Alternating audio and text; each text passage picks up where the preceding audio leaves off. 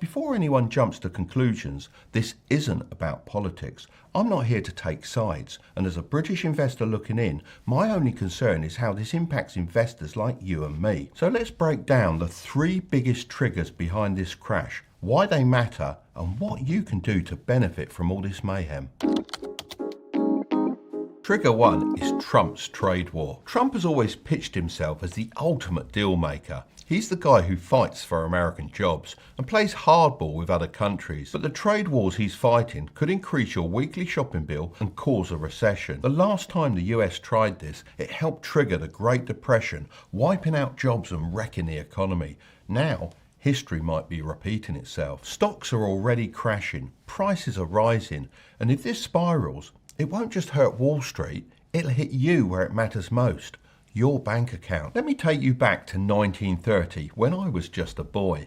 The US government decided to slap massive taxes called tariffs on imported goods to protect American businesses from foreign competition. It was called the Smoot-Hawley Tariff Act, and it turned out to be one of the worst economic mistakes in history. At first, it seemed like it would help. American companies wouldn't have to compete with cheap imports and more products would be made in the USA. But there was a big problem. Other countries fought back. Nations that used to trade with the US started raising their own tariffs, making it harder for American businesses to sell products overseas. Trade slowed to an absolute crawl. Businesses collapsed and millions lost their jobs. Instead of fixing the economy, it helped turn a regular recession into the Great Depression, one of the worst financial crises ever. Fast forward nearly a century and Trump has brought back tariffs in a big way. In February 2025, Trump announced a 10% tariff on Canadian energy imports and a 25% tariff on other Canadian goods. In retaliation, Canada imposed a 25% tariff on American imports. Then in March, Ontario implemented a 25% surcharge on electricity exports to the US, affecting states like New York, Michigan and Minnesota. However, in my opinion, this was more of a symbolic move that wouldn't have seriously damaged the US economy. However, Trump didn't hold back, and instead of just brushing it off, he fired back by increasing tariffs on Canadian steel and aluminium to 50%. Unlike Canada's move, this wasn't just for show. It hit Canada's manufacturing industry hard while also driving up steel prices for American businesses that rely on imports. But why am I telling you all this? Well, this is where the real problem starts. Tariffs sound good on paper, as they're meant to punish foreign businesses while encouraging more stuff to be made in America. But in reality, they end up hurting regular people more than anyone else. As a business owner who manufactures products and imports from China myself, I know that when businesses are forced to pay more for materials, they don't just absorb the cost, they pass it on to their customers. That means higher prices on cars, appliances and electronics. In addition to this, food becomes more expensive because supply chains get disrupted, meaning that everyday essentials cost more, stretching household budgets even further. On top of that, other countries aren't just sitting around while Trump raises tariffs, they're forming new alliances to trade without the US. China is leading the charge with the BRICS alliance, partnering with Brazil, Russia, India and South Africa to reduce dependence on American trade. So the more the US isolates itself, the more other countries look elsewhere for business. So what's my opinion on all of this as an experienced investor? Well, if Trump goes all in on this trade war, history suggests it'll do more harm than good. While some industries might get a short-term boost, the long-term damage, such as higher prices, weaker global ties, and a slowing US economy, could far outweigh any benefits. But if I'm being completely honest, I don't think Trump actually wants high tariffs. I know that sounds crazy, but hear me out. Trump is, at his core, a businessman and a deal maker, just like me. That's why I believe he's using tariffs as a negotiation tactic, not as an end goal. So if that's true, what does he actually want? Well, I think he's after free global trade, but on terms that favour the US, and if he pulls that off, it could pay off big time.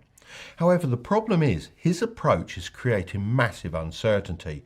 The constant backtracking, new tariffs and mixed signals are spooking the stock market because investors hate unpredictability. If this drags on too long, it could shake confidence so much that it pushes the economy towards recession, something even Trump's own administration has admitted they're willing to risk. Right now, the market isn't just reacting to tariffs, it's reacting to uncertainty about what comes next. And in investing, uncertainty is one of the biggest killers of confidence. Trigger 2 is Trump's stance on NATO.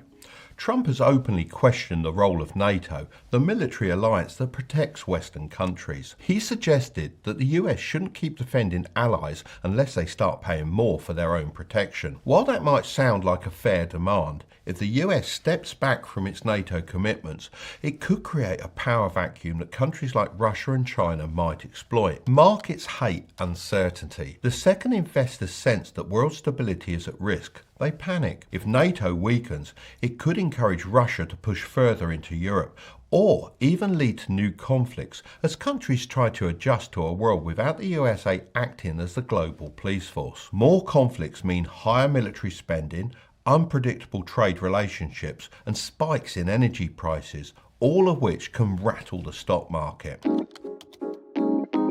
Trigger 3 is Trump's secret plan. There's been a theory circulating that Trump may be crashing the stock market on purpose. I know that sounds crazy, but there is some evidence for it. Trump has never been a fan of high interest rates. In fact, he's called them ridiculous and has openly attacked the Federal Reserve for keeping them high. Now, here's where it gets interesting. The Fed is technically independent, meaning Trump can't just tell them to cut interest rates, but their decisions are based on economic conditions. If the stock market crashes and a recession seems inevitable, the Fed has no choice but to step in and slash interest rates to prevent a total meltdown. But why does Trump want lower rates?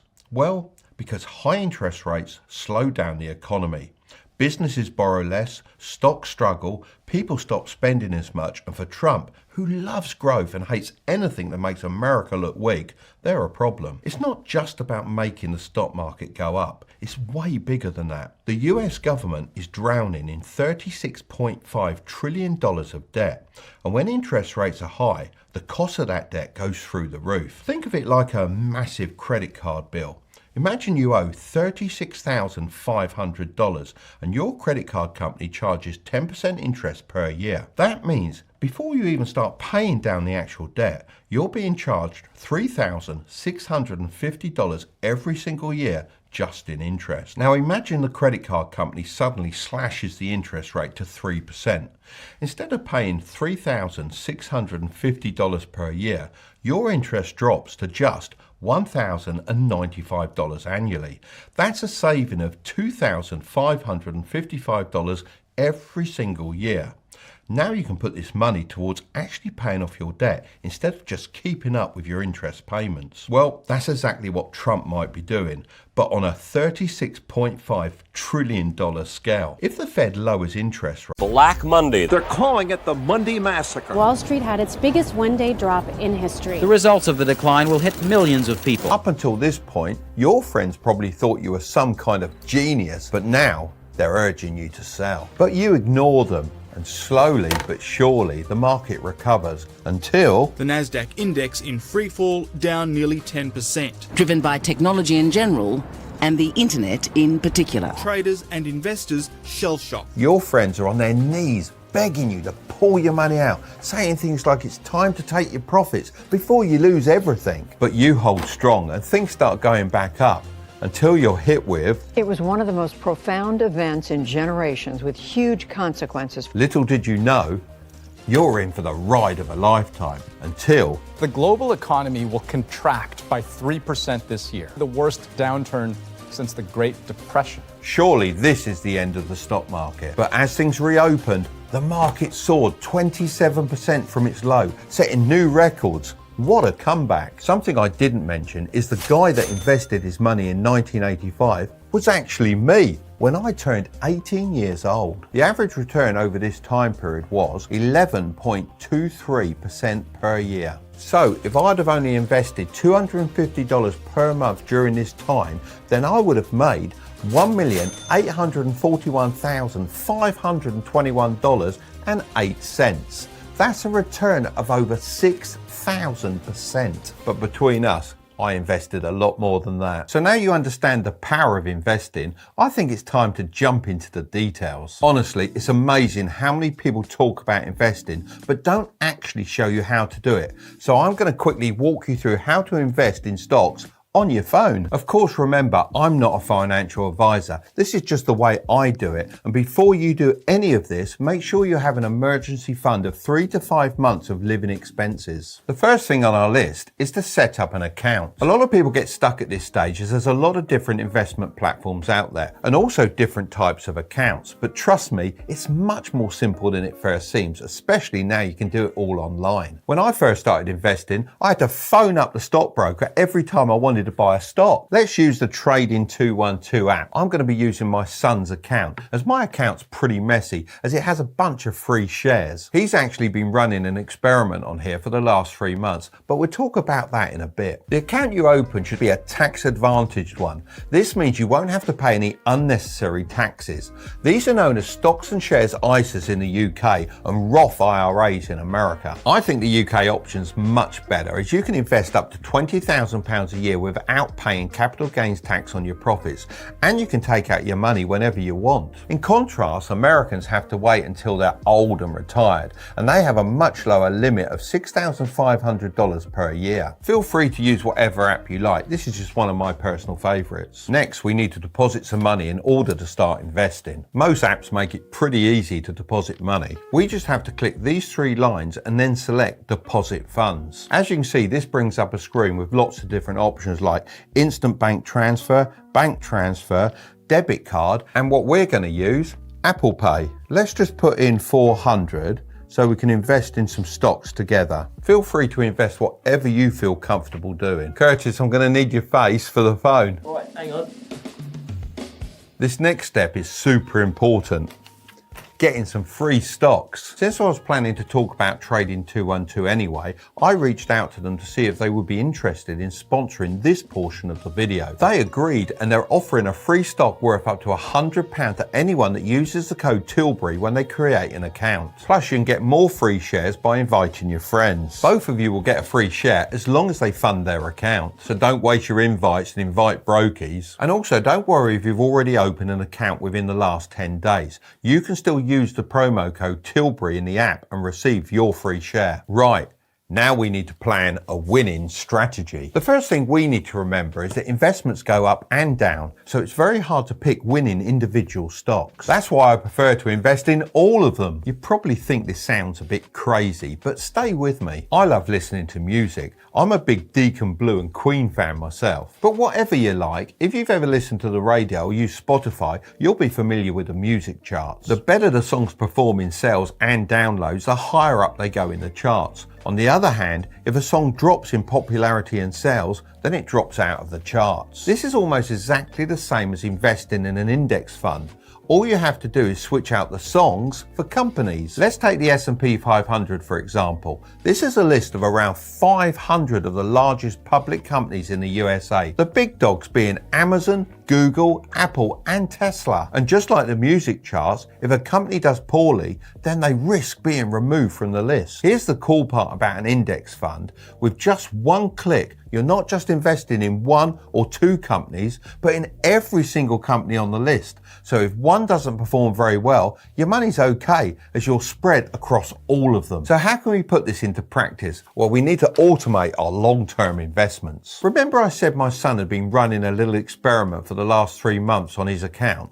Well, he's been investing £5 into the S&P 500 every day. Why £5? Because that's about the average price of a Starbucks coffee. Automating your investments like this is a great idea as it means you can just set it and forget it. His portfolio is actually doing pretty well. As you can see in the green, his return so far is £36.46, and that's a return of 5.03%.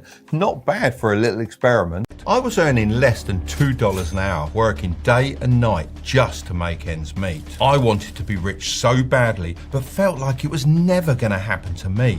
Little did I know, there were some clear signs that I was going to become rich, and I've seen this time and time again over the years when helping others achieve their goals. In the past, I've used these signs as a little checklist to see if it's worth mentoring someone. So grab a pen and paper and let's see how many you have. Let me know in the comments if you check all 7. Number 1, you know that the phrase, money won't fix your problems, is a load of rubbish. There's nothing worse than someone rich saying, money won't fix your problems. Trust me, I've been there. You see, I believe there are 2 different types of problems we all face.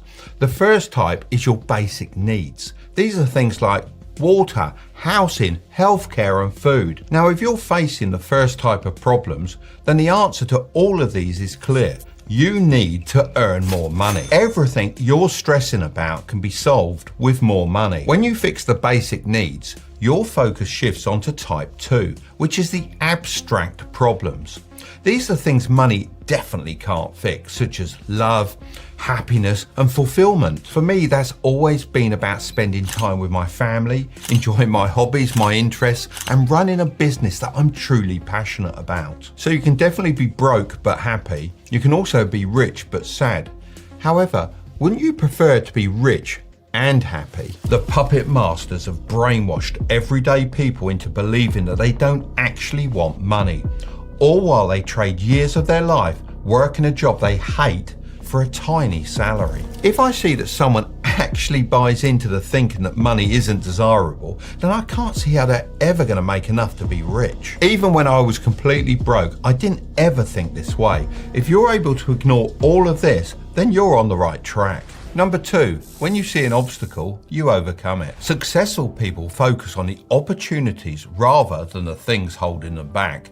Now is one of the best times to start a new side hustle, as there are so many different industries booming online. Let's say you have the most amazing business idea that has the potential to make you millions of dollars, but you never act on it because too many things are standing in your way. How much is that idea actually worth to you?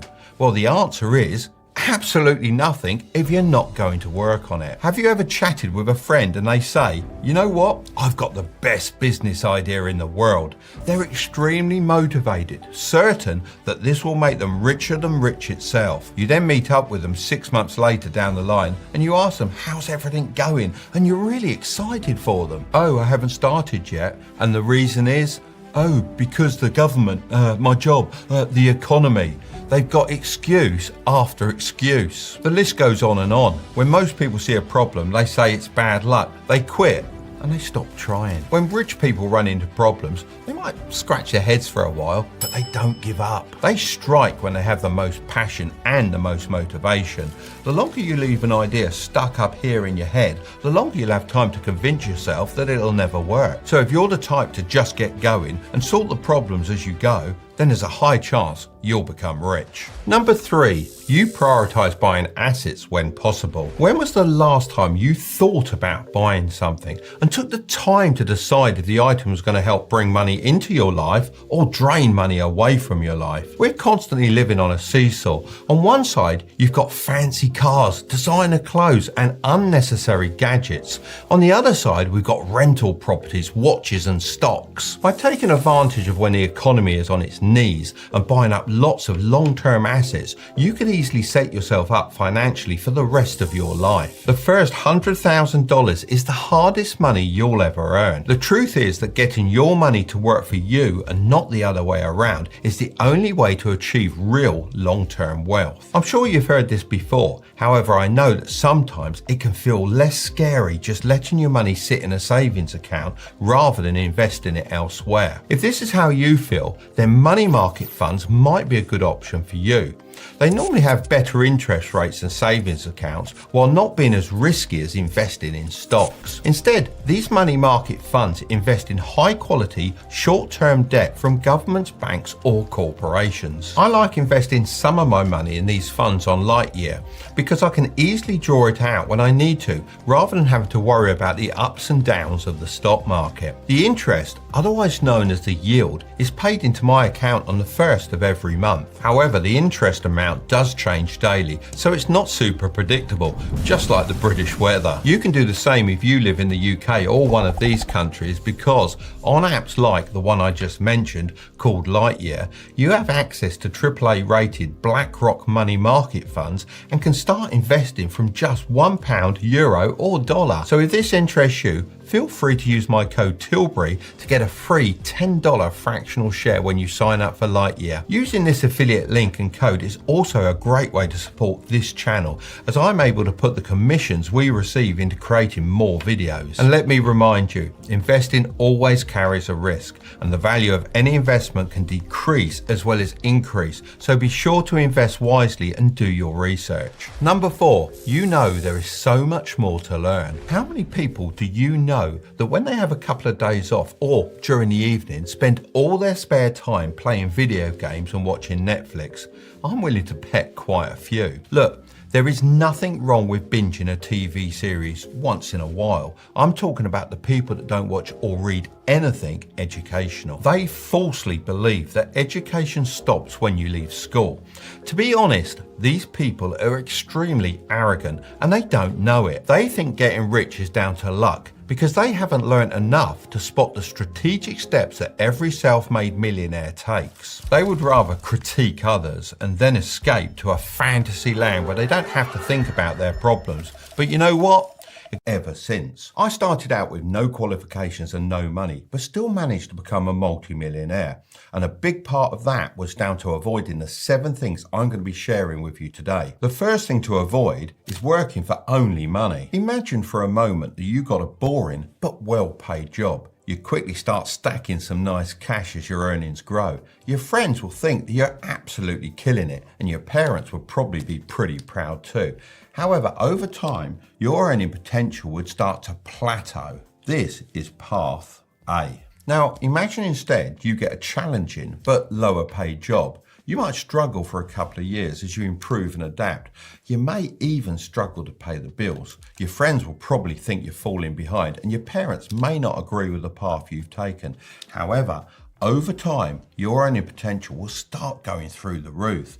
This is path B. So, what's the difference between these two examples? Well, path A prioritizes money early on, whereas path B prioritizes 2 key things: skills and equity. Every self-made millionaire I know has followed path B, as it's the only way to build that kind of wealth. As I mentioned, I left school at 16 with no qualifications. However, I immediately went out looking for jobs and actually got offered more than 5 opportunities.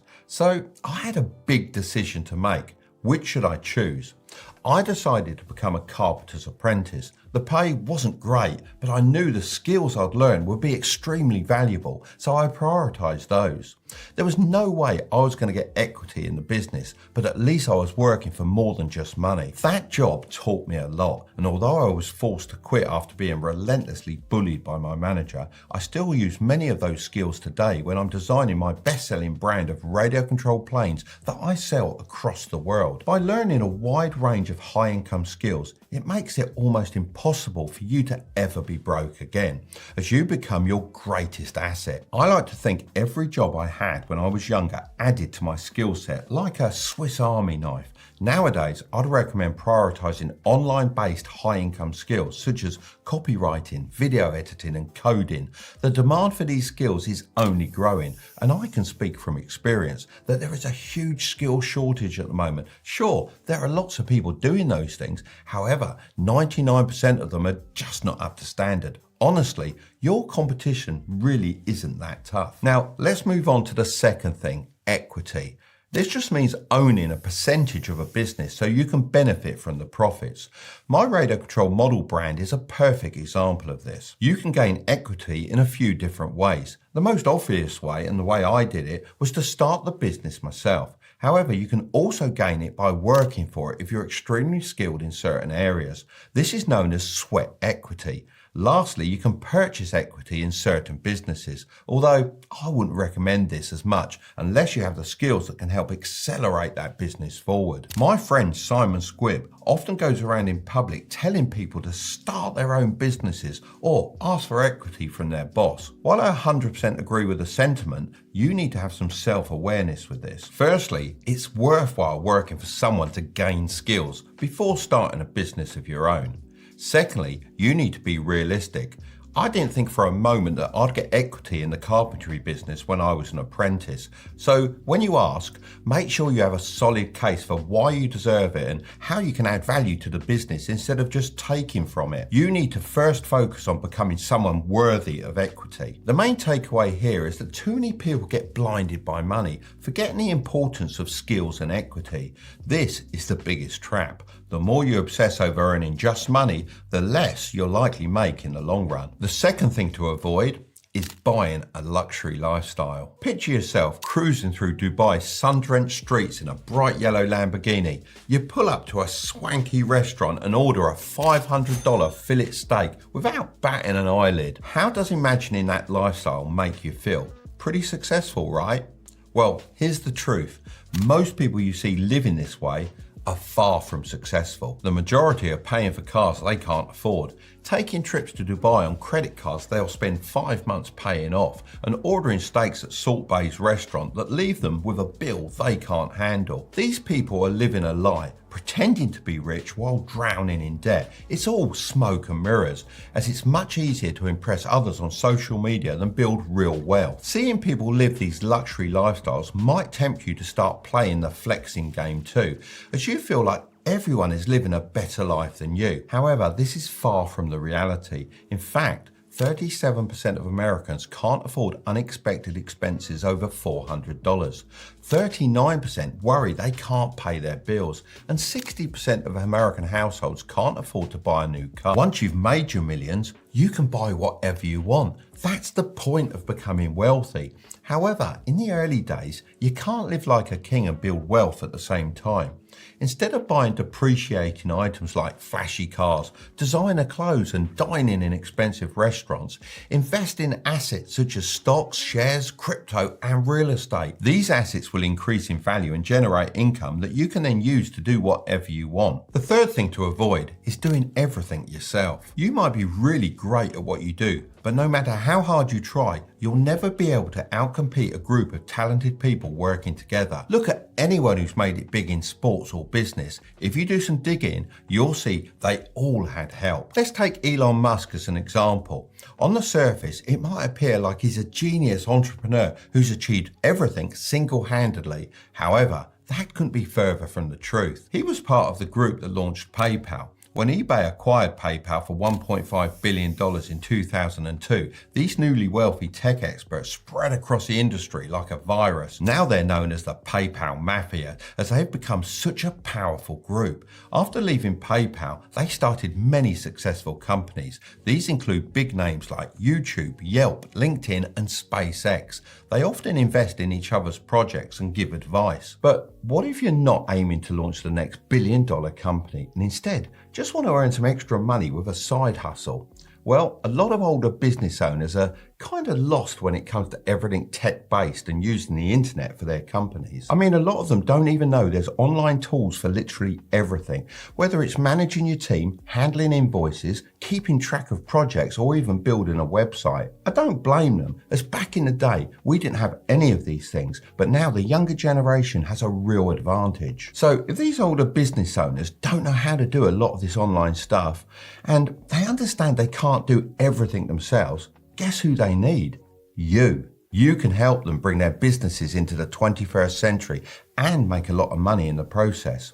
It's all well and good saying this, but how could you actually do it? Well, if you want to give this a try, then I'd recommend using an all-in-one management platform. Odoo is a great choice as it includes the tools I just mentioned and more all in one place. Here's a great example of a website that needs a proper update. It looks like it was built over 10 years ago. Let's jump on Odoo and make something a bit more up to date. So I'm going to go over here and select the e-commerce app option.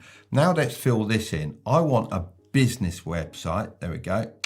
And I want for my gardening business. After this, I've got the option to choose my color palette here, but instead, I'm just going to add their logo so that Odoo just builds a palette based on their brand colors.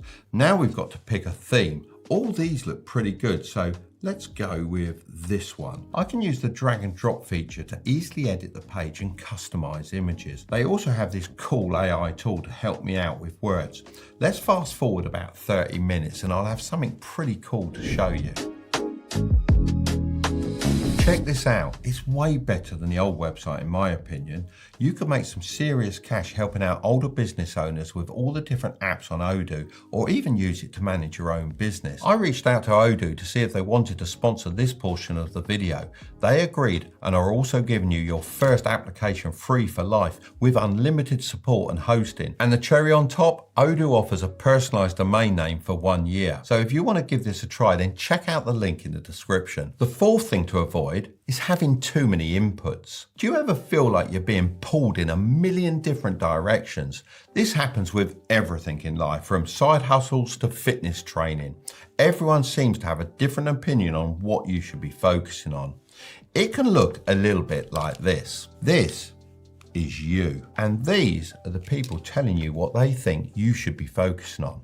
For the sake of simplicity, let's just call them inputs. All these inputs create hundreds of paths you could follow, like becoming a doctor, entrepreneur, joining a family business, getting a stable 9-to-5 job, traveling, and having a family. Let's call these your potential paths. The sheer number of these pathways can create something called cognitive overload, which is where your brain simply can't cope with the overwhelming amount of information and choices. So what's the solution? Well, I've always started with my end destination in mind and worked backwards. Of course, I didn't know exactly what I wanted to do in the future. However, I had a decent idea.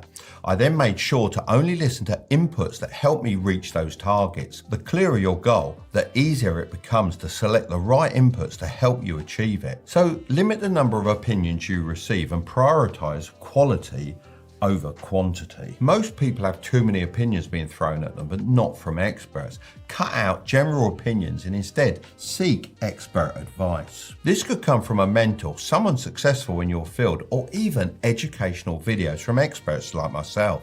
By doing this, you'll get more valuable, focused, and specific guidance for your end goal. Remember, even when you work your way backwards, you still don't need to know everything at once. Fully listen and implement what you learn from an input, and then when you're facing another challenge, you can seek out more inputs that will help you overcome it. If you don't do this, then you'll get mental fatigue, which can lead to decision paralysis, where you find yourself unable to take action or move forward.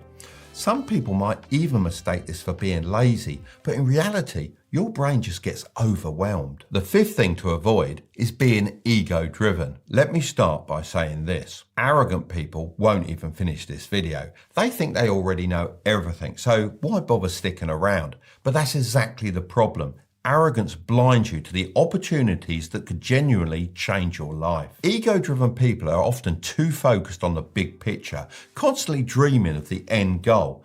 This might sound productive, but it's a dangerous trap. When you're always looking too far ahead, you end up overlooking the small but crucial steps that lead to true success. For example, some might be tempted to scroll through this video just to see all 7 things rather than sitting down and actually absorbing the knowledge in each one. But by doing so, they miss out on the valuable insights that could fast track their journey. When you're too egotistical, you start to believe that you don't need advice from others, especially those who might know more. $1,000 cash in my bank account, and I had a net worth probably 3 times that, but it wasn't always this way.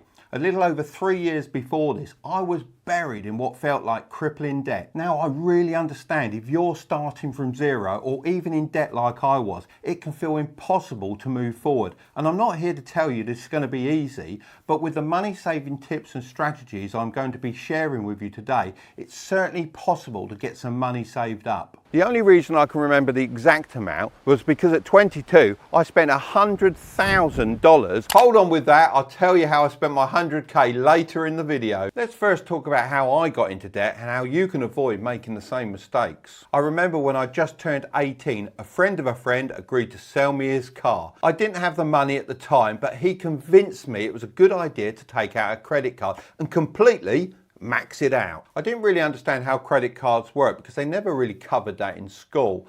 But he told me if I fixed up the car a little bit, I'd be able to sell it for a profit and pay off the credit card within a month. And then I wouldn't be paying any interest. Now, being young and a little bit silly, it seemed like a no-brainer to me. A few days after buying the car, you've guessed it, the engine blew up. I had been sold a faulty car and I was left with a large credit card bill that I had no way of paying back. Over time, this credit card bill started growing until I felt it absolutely crippled me. In that moment, I made a promise to myself that if something sounded too good to be true, then it probably was. I remember sitting back on this big old brown couch and wishing it would just swallow me up. My credit score was terrible, my future didn't look great, but I decided I wasn't going to let my life be ruled by one mistake. I wanted to pay off my debts and save lots of money, and you can unlock exactly how I did it, just by clicking that thumbs up button. So first I started tracking all of my money. Every penny that went in and out of my bank account, I tracked.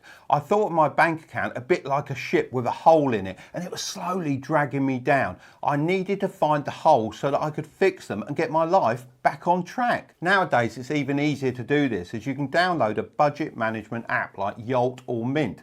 I'll leave some links in the description below. Trust me, if you take the time to do this, you will be amazed how much money you're losing from little expenses you don't really need. One that's a huge problem now is all the subscription services, you know, like your cell phone, Netflix, and even those mystery boxes we all sign up for. Now, we sign up for these things and then we never cancel them, and every month they leech off our bank accounts, even if we don't use them. By tracking everything, it gives you a much better idea of your financial situation.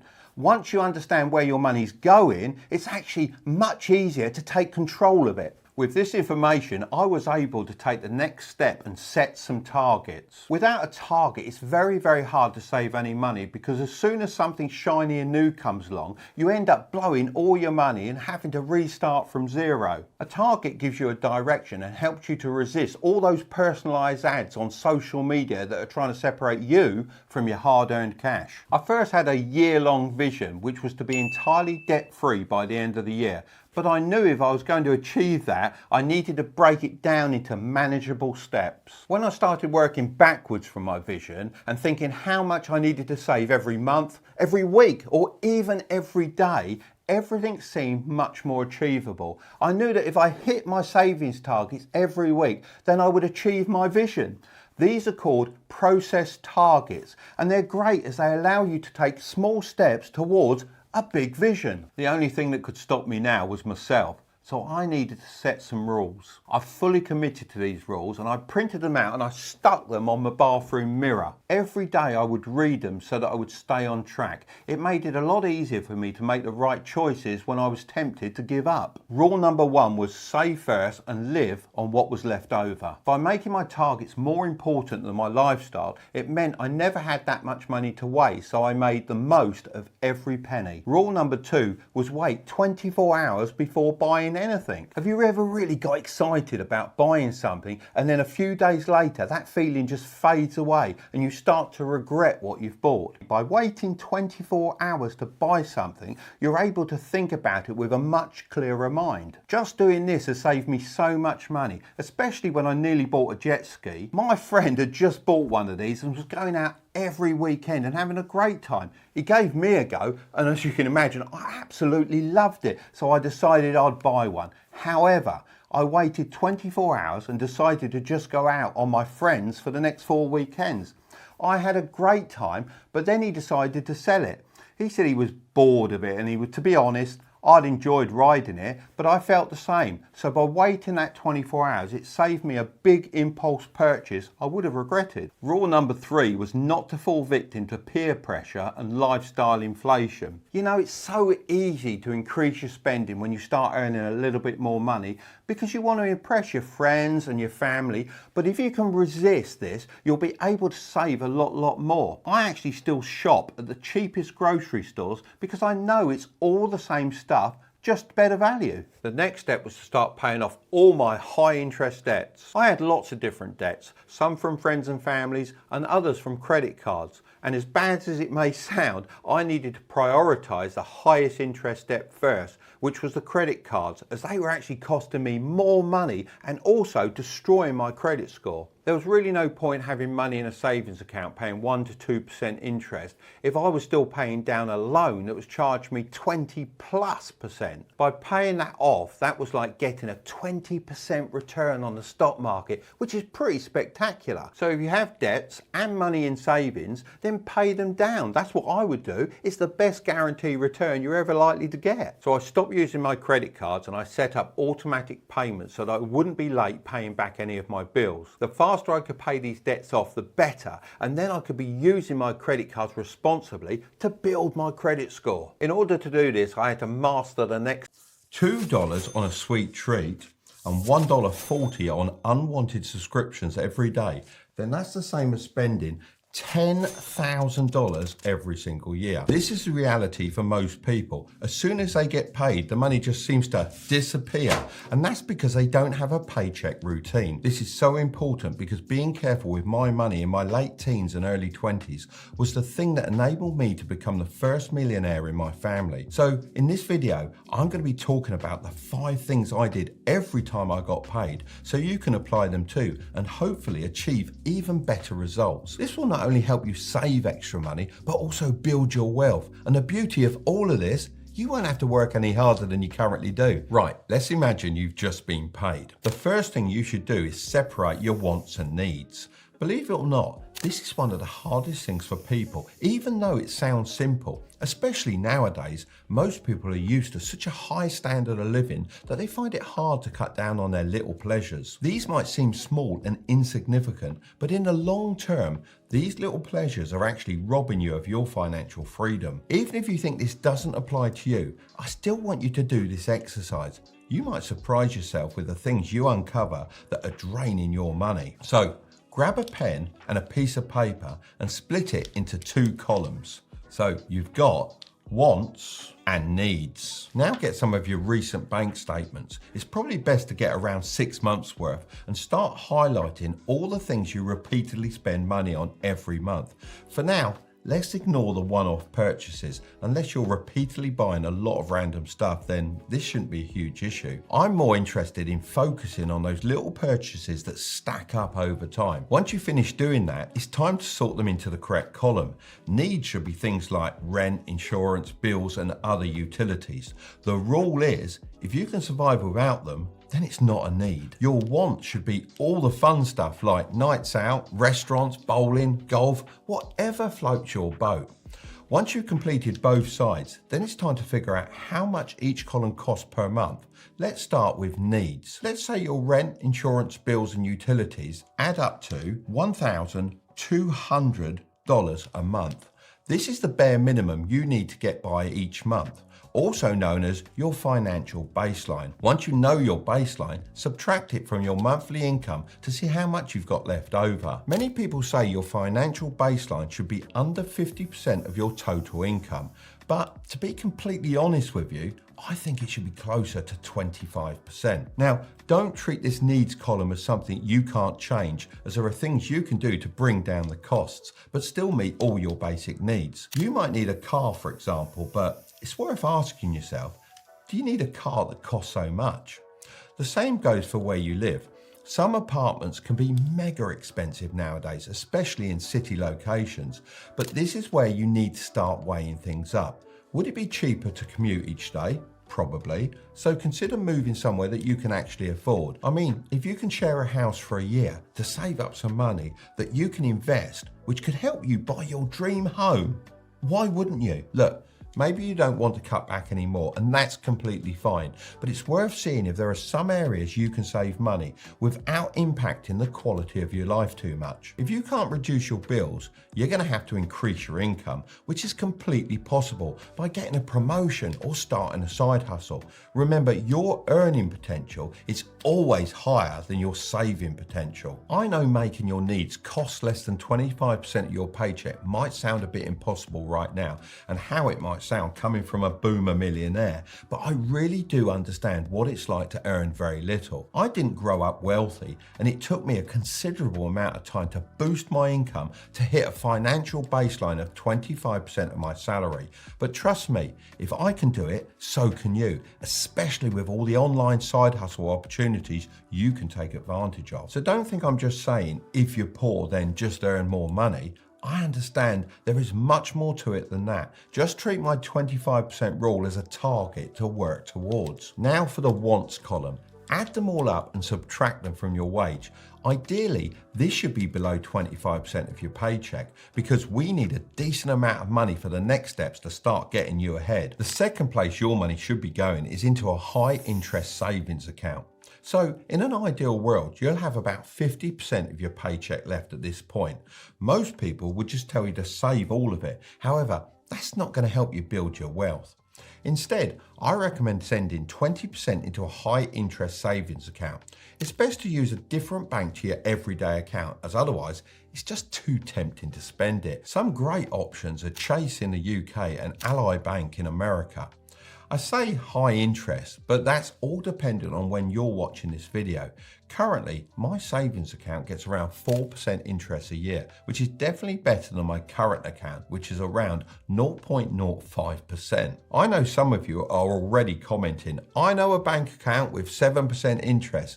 Don't get me wrong, this is great as long as you don't have to lock away your money for a set amount of time and the bank is reliable. The whole purpose of this savings account is to act as a safety net that you can withdraw money from in an emergency. It's not there to make you money. So locking it away for a set amount of time actually completely goes against the point of doing this. I can't even begin to tell you how important it is to have a safety net. Now, I know you've probably heard this 1,000 times, but that's because it's great advice. Life isn't smooth sailing, and at some point, an emergency will come your way. This pot of gold will always be there for you when you need it. So say you got sick and couldn't work, or the car broke down, you'd be able to cope with this situation just fine. I must reiterate that this money is only to be used in serious situations and not just something to dip into when you're running low and want that extra pint of beer. It's just shocking to me, as of May 2023, 1 in 5 Americans have no emergency fund at all. So if something went wrong, which it will, they have no way of coping with it and would most likely have to take out a loan, which most of the time ends up with them paying crazy interest rates and falling even further behind. So how much should your emergency fund be? Well, I'd say your emergency fund should be 3 to 5 months of your baseline figure that we discussed earlier. Even better if you can stretch that to 6 months. So once you've put by 20% of your paycheck for enough months to hit this figure, then you can allocate more money to the next places we're going to be talking about. In an ideal world, you should have 30% of your paycheck left by this point. So where should you put the rest? Well, next is the only place you'll ever get a guaranteed return on investment. Let me explain. Normally, if someone tells you they can make you a guaranteed profit, then I'd say run away as fast as you can. It's normally the grifters feeding people this garbage. However, in this instance, it's 100% true, as I'm talking about paying down your high interest debt. I mean, why bother investing in stocks for a possible 8 to 10% return when you can have a guaranteed 25% return by paying off the debt that's constantly eating into your wealth every single day? It's kind of like someone asking you what the best foods are to eat and exercise routines to follow, while knowingly having a parasite inside their body sucking away all the nutrients. Of course, a doctor's main priority is getting rid of that parasite, as it's pretty much guaranteed that you'll feel better. So if you have high interest debt, then I'd recommend putting the remaining 30% of your paycheck towards paying it off. There are two really common methods that you can use to pay down your debts. The first way is the avalanche method, and this is the most logical way to tackle debt because you pay off the debt with the highest interest rate first. So let's see how this will work in the real world. Imagine you've got three different debts. Debt A is for your credit card and it's $5,000 with an interest rate of 20%. Debt B is a loan from your family of $1,500 with no interest rate. And debt C is a car loan for $2,500 at an interest rate of 15%. If you decide to pay $500 per month towards your debts using the avalanche method, this would firstly all go towards debt A until it's paid off. As it's the highest interest rate, this would take around 13 months and you'll end up paying $515.22 of interest. After this, your $500 payments would go into debt C and it would take a further 5 months to pay off that, which would include $98.13 of interest. Then it would finally be time to attack debt B, as your family are probably getting a bit impatient for their money. This would take 3 months and obviously you'd pay no interest. So with the avalanche method, you'd be debt free in 21 months and pay approximately $613 in interest. The second option is the snowball method. This is the psychological way to tackle debt because you pay off the smallest debts first. The thinking behind this is it makes you feel like you're making faster progress. So you'd pay debt B first, followed by debt C, and then finally debt A. However, if you use this method, it would take you around 23 months and cost approximately $1,700 in interest payments. That's 2 months and over $1,000 more than using the avalanche method. So if you can stick to the logical approach, it'll be worth it in the long run. Once you finish building your safety net and paid off any high interest debts, you can put that combined 50% towards growing your wealth. That's why place number 4 is a tax advantage investing account. When you get your paycheck, income tax gets taken out of it right away. Go to the store and buy something and you'll run into sales tax. If you own a property, you'll pay property taxes every year. Even when you invest and eventually make a profit, you'll be hit with capital gains tax. Unfortunately, I can't help you with most of them, but luckily there's a legal way to avoid paying capital gains tax on your investments. If you're in the UK, you're going to want to get yourself a stocks and shares ISA, and if you're in the US, you should get the equivalent, which is a Roth IRA. They both have different rules, which I've discussed in past videos, but the bottom line is, both these accounts allow you to invest without worrying about taxes. If I were you, I'd put 35 to 40% of your excess money into one of these accounts and invest it in a low-cost index fund like the S&P 500. Over the years, this has made me on average around about 8 to 10% tax-free per year. Of course, I'm not a financial advisor and this shouldn't be taken as financial advice. Stocks can go down as well as up, so it's important to understand the risks involved. Just imagine if you invested $250 per month, then assuming an 8% average annual return, you'll have $1.3 million in 45 years' time, completely tax-free. Feel free to head over to the Compound Interest Calculator website to do the maths for yourself. I understand it's a pretty slow way to build wealth. However, if you're consistent, then historically it's proven a very successful strategy. One of my favorite investing platforms is Trading 212, as they offer a stocks and shares ISA. Since I was planning to talk about their app anyway, I reached out to them to see if they'd be interested in sponsoring this portion of the video. They agreed and are also offering a free fraction. Every time there's a global crisis, most people panic. They're all over the place. Smart people take advantage of the situation. That's why these strategies will work whenever there is fear and panic around. So today I'm going to be running through how you can make millions from the coronavirus market crash and any recession causing crisis in the future. By having the right finances in place, I was able to ride out the last 2 recessions and grow my business back to full strength in an incredibly short amount of time. Before implementing anything, make sure to speak to a financial advisor about your individual situations. Let's first break down what a market crash is and why it's happening. Our economy has seen incredible growth over the last decade. It's been up, but now recently it's come to an end and it started to crash. Now, when companies are making more money, it of course creates more demand for jobs. And when more people have jobs, they earn more money. Now, this chain of events is extremely delicate. If just one link breaks, such as people not spending money, then the whole system, it just collapses around us. We are currently seeing a chain of events break down on a huge scale, partly because of the virus, but mainly because of the mass fear caused by the media. It's not the end of the world, like the media would like you to believe.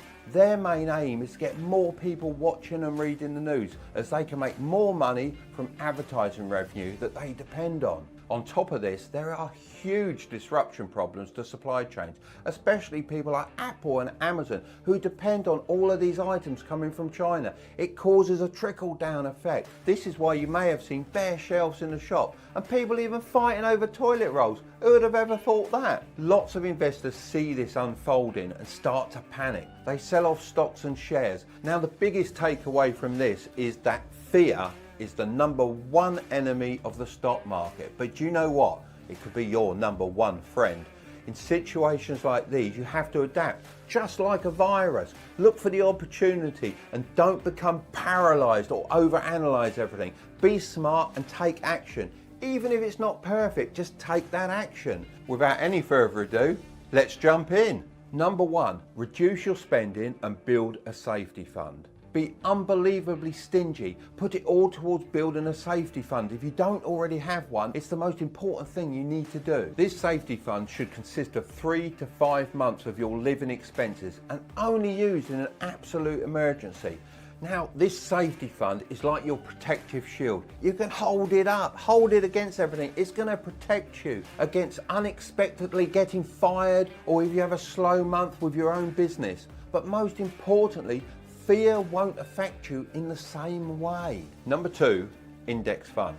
Now you have your safety fund, you can afford to invest the extra money that you have coming in into an index fund. These funds are one of the safest long-term investment strategies you can take advantage of. Now, index funds are comprised of lots of different companies, therefore they can go up or down with the market. Because people are currently scared, the market has dropped in value dramatically. Now, my prediction is the market will be worth a lot more money in a year from now. If things start to improve with the current situation and people start getting better, then it will kickstart the chain of events and the market will bounce back dramatically. I wouldn't recommend this strategy to anyone that isn't prepared to invest for at least 5 years. Now, one of the most popular index funds is called the S&P 500. This is comprised of the biggest 500 companies in the USA, such as Apple and Amazon and Microsoft. Now, the amazing thing is that buying and holding this fund for a 20-year period has never lost anyone any money. Just let that sink in. Over a 20-year period, it has never produced a negative result. So come on, Mark, I hear you say, how do I get started? Now, I love using Vanguard index funds. You can just jump in their website, it's really easy, open an account, you can pick your own risk tolerance. Now, a general rule here is the older you are, the less risk you should take. Don't be put off by the complicated words. Do some extra research around what funds are best for you and start investing consistently each month, the same amount, just keep investing. If you can make it automated, then even better. Like the saying says, the best time to plant a tree was last year, but the second best is to do it today and get going. The main thing to remember is don't panic when your investment goes down. Don't even look at it, because if you leave it there for long enough, you're going to make a... Is in a frenzy, and everyone is asking the same question. Should I sell now before it gets worse? But there's more to this than meets the eye. If you followed me for a while, you know I'm a serious investor who's obsessed with the stock market. And since so many of you have started investing because of my videos, I feel a responsibility to give you my honest take on the situation. So before you panic, let's take a step back and look at the bigger picture together. Every market crash has a cause, and this one isn't random. There are 3 main triggers behind it, and all of them tie back to one man, Donald Trump. Now, before anyone jumps to conclusions, this isn't about politics. I'm not here to take sides, and as a British investor looking in, my only concern is how this impacts investors like you and me. So let's break down the 3 biggest triggers behind this crash, why they matter, and what you can do to benefit from all this mayhem. Trigger 1 is Trump's trade war. Trump has always pitched himself as the ultimate deal maker. He's the guy who fights for American jobs and plays hardball with other countries. But the trade wars he's fighting could increase your weekly shopping bill and cause a recession. The last time the US tried this, it helped trigger the Great Depression, wiping out jobs and wrecking the economy. Now, history might be repeating itself. Stocks are already crashing, prices are rising, and if this spirals, it won't just hurt Wall Street, it'll hit you where it matters most. Your bank account. Let me take you back to 1930 when I was just a boy. The US government decided to slap massive taxes called tariffs on imported goods to protect American businesses from foreign competition. It was called the Smoot-Hawley Tariff Act, and it turned out to be one of the worst economic mistakes in history. At first, it seemed like it would help. American companies wouldn't have to compete with cheap imports and more products would be made in the USA. But there was a big problem. Other countries fought back. Nations that used to trade with the US started raising their own tariffs, making it harder for American businesses to sell products overseas. Trade slowed to an absolute crawl. Businesses collapsed and millions lost their jobs. Instead of fixing the economy, it helped turn a regular recession into the Great Depression, one of the worst financial crises ever. Fast forward nearly a century and Trump has brought back tariffs in a big way. In February 2025, Trump announced a 10% tariff on Canadian energy imports and a 25% tariff on other Canadian goods. In retaliation, Canada imposed a 25% tariff on American imports. Then in March, Ontario implemented a 25% surcharge on electricity exports to the US, affecting states like New York, Michigan and Minnesota. However, in my opinion, this was more of a symbolic move that wouldn't have seriously damaged the US economy. However, Trump didn't hold back, and instead of just brushing it off, he fired back by increasing tariffs on Canadian steel and aluminium to 50%. Unlike Canada's move, this wasn't just for show. It hit Canada's manufacturing industry hard while also driving up steel prices for American businesses that rely on imports. But why am I telling you all this? Well, this is where the real problem starts. Tariffs sound good on paper, as they're meant to punish foreign businesses while encouraging more stuff to be made in America. But in reality, they end up hurting regular people more than anyone else. As a business owner who manufactures products and imports from China myself, I know that when businesses are forced to pay more for materials, they don't just absorb the cost, they pass it on to their customers. That means higher prices on cars, appliances and electronics. In addition to this, food becomes more expensive because supply chains get disrupted, meaning that everyday essentials cost more, stretching household budgets even further. On top of that, other countries aren't just sitting around while Trump raises tariffs. They're forming new alliances to trade without the US. China is leading the charge with the BRICS alliance, partnering with Brazil, Russia, India and South Africa to reduce dependence on American trade. So the more the US isolates itself, the more other countries look elsewhere for business. So what's my opinion on all of this as an experienced investor? Well, if Trump goes all in on this trade war, history suggests it'll do more harm than good. While some industries might get a short-term boost, the long-term damage, such as higher prices, weaker global ties, and a slowing US economy, could far outweigh any benefits. But if I'm being completely honest, I don't think Trump actually wants high tariffs. I know that sounds crazy, but hear me out. Trump is, at his core, a businessman and a deal maker, just like me. That's why I believe he's using tariffs as a negotiation tactic, not as an end goal. So if that's true, what does he actually want? Well, I think he's after free global trade, but on terms that favour the US. And if he pulls that off, it could pay off big time. However, the problem is his approach is creating massive uncertainty. The constant backtracking, new tariffs and mixed signals are spooking the stock market because investors hate unpredictability. If this drags on too long, it could shake confidence so much that it pushes the economy towards recession, something even Trump's own administration has admitted they're willing to risk. Right now, the market isn't just reacting to tariffs, it's reacting to uncertainty about what comes next. And in investing, uncertainty is one of the biggest killers of confidence. Trigger 2 is Trump's stance on NATO. Trump has openly questioned the role of NATO, the military alliance that protects Western countries. He suggested that the US shouldn't keep defending allies unless they start paying more for their own protection. While that might sound like a fair demand, if the US steps back from its NATO commitments, it could create a power vacuum that countries like Russia and China might exploit. Markets hate uncertainty. The second investors sense that world stability is at risk, they panic. If NATO weakens, it could encourage Russia to push further into Europe, or even lead to new conflicts as countries try to adjust to a world without the USA acting as the global police force. More conflicts mean higher military spending, unpredictable trade relationships, and spikes in energy prices, all of which can rattle the stock market.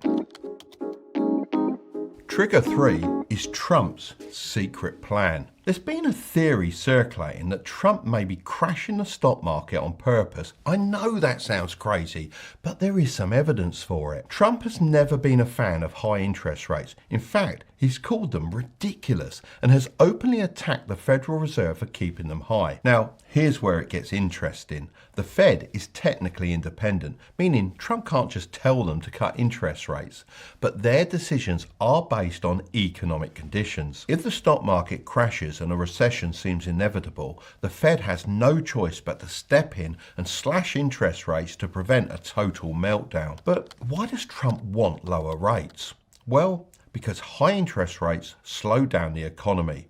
Businesses borrow less, stocks struggle, people stop spending as much, and for Trump, who loves growth and hates anything that makes America look weak, they're a problem. It's not just about making the stock market go up, it's way bigger than that. The US government is drowning in $36.5 trillion of debt, and when interest rates are high, the cost of that debt goes through the roof. Think of it like a massive credit card bill. Imagine you owe $36,500 and your credit card company charges 10% interest per year. That means before you even start paying down the actual debt, you're being charged $3,650 every single year just in interest. Now imagine the credit card company suddenly slashes the interest rate to 3%. Instead of paying $3,650 per year, your interest drops to just $1,095 annually. That's a saving of $2,555 every single year. Now you can put this money towards actually paying off your debt instead of just keeping up with your interest payments. Well, that's exactly what Trump might be doing, but on a $36.5 trillion scale. If the Fed lowers interest